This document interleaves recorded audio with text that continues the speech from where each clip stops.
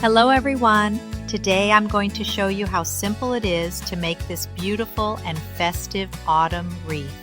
Let me show you how. The base is a simple grapevine wreath which gives a rustic, natural shape. I layered on mini gourds, colorful silk autumn flowers, pine cones, and a few seasonal accents. Everything is secured with thin craft wire. It's easy to work with and available online or at any local craft store. But don't feel limited to these exact materials. Try berries, cinnamon sticks, dried oranges, or ribbons in your favorite colors.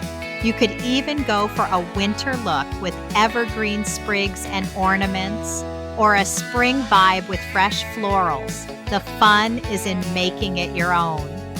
Thank you so much for watching. I hope this inspires you to explore your creativity. Check out the links in the description for more details and other craft tutorials. See you in the next video.